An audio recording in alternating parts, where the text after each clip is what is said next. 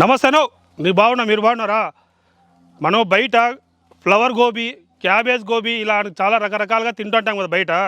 అది ఇప్పుడు ఇంట్లోనే మనం సింపుల్గా చాలా టేస్ట్గా ఎలా చేసుకోవాలో మీకు చూపిస్తాను. నన్ను ఫాలో అవ్వండి, అంతే మీరు చేయాల్సిందల్లా. పదాం పండి.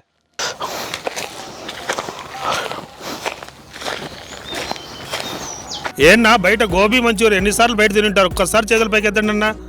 నువ్వు తినకపోయినా చేతులు ఎత్తుతున్నావు. ఒక్కసారి నేను చేసి చూసి ఇంట్లో చేసుకొని తిని చూడండి, అప్పుడు ఎత్తుతావు చేతులు. చూడపా, బయట క్యాబేజీతో చేసిన గోబీ తినింటారు, కానీ మనం చేసేది ఫ్లవర్ గోబీ. ఇంకా మొదలు పెడదామక్కో. ముందుగా కాలీఫ్లవర్ని తీసుకొని ఇలా కట్ చేసుకొని మంచి నీళ్ళల్లోకి వేసుకోవాలక్కో. ఇలా అన్ని కట్ చేసుకున్న తర్వాత పొయ్యి మీద పెట్టి ఒక 30% ఉడికించుకుందామన్నో. ఎక్కువగా ఉడికిస్తే చాలా మెత్తగా అయిపోతుందక్క. చాలాపా, 30% ఉడికింది.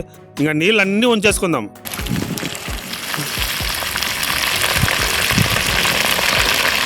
ఇప్పుడు దీనికి మసాలా పట్టిద్దామన్నా. ఫస్ట్ కారం వేసుకొని ఉప్పు కూడా వేద్దామక్కో. మళ్ళీ మిరియాల పొడి వేసి గరం మసాలా కూడా వేసుకుందామన్నో.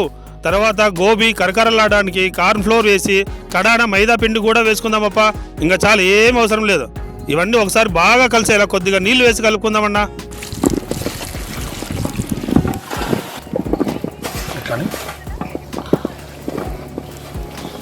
తర్వాత కడాయి పెట్టి మంచి నూనె పోసుకుందామప్పు.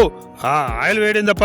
ఇప్పుడు ఈ గోబీ అంతా పకోడీలా వేసుకొని మీడియం మంట మీద గోబీ అంతా ఎర్ర కలర్ వచ్చేదాకా బాగా వేగినిద్దాం. ఎర్ర కలర్ వచ్చింది, పక్కన పెట్టుకుందాం. సేమ్ ఇలాగే మిగిలిన గోబీ అంతా ఫ్రై చేసి పక్కన పెట్టుకుందామన్నో. ఇప్పుడు ఇదే కడాయిలో సరిపడా ఆయిల్ ఉంచుకుందాం అక్క. దీంట్లోకి ఫస్ట్గా సన్నగా కోసిన తెల్లవాయలు వేసుకోవాలన్నో.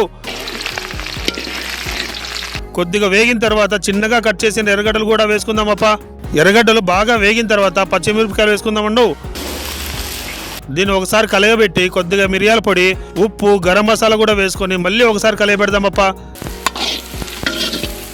మళ్ళా చిల్లీ వెనిగర్ వేసుకొని సోయా సాస్ను కూడా వేసుకుందాం. ఇప్పుడు టమాటా సాస్ను కూడా వేసి రెడ్ చిల్లీ సాస్ను కూడా వేద్దామన్నో. మళ్ళా కొద్దిగా నీళ్లు వేసి ఒకసారి తిప్పుదామప్ప. ఇప్పుడు గోబీ వేసే టైం వచ్చిందక్కో. ఇప్పుడు గోబీ అంతా వేసి ఒకసారి బాగా కలిపెడదామప్ప. చూడన్నా, తిప్పుతాంటేనే మీకు కూడా నోట్లో నీళ్ళు ఉడుతున్నాయి కదా, నాకు కూడా ఉడుతున్నాయిలన్నా.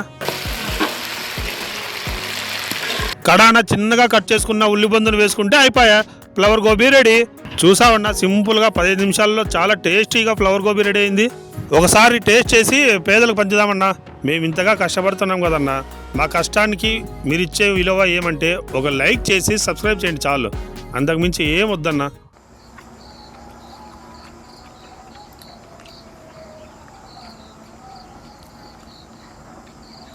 చూసారన్నా ఎంత ఈజీగా, ఇంత సింపుల్గా, టేస్ట్గా, ఇంత యమ్మీగా కనిపిస్తుందో. మీరు కూడా ఇలా సింపుల్గా ఇంట్లో చాలా అద్భుతంగా టేస్ట్గా మీరే చేసుకోవచ్చు. ఇంకా లేట్ చేయకుండా పని చేద్దాం పండనా.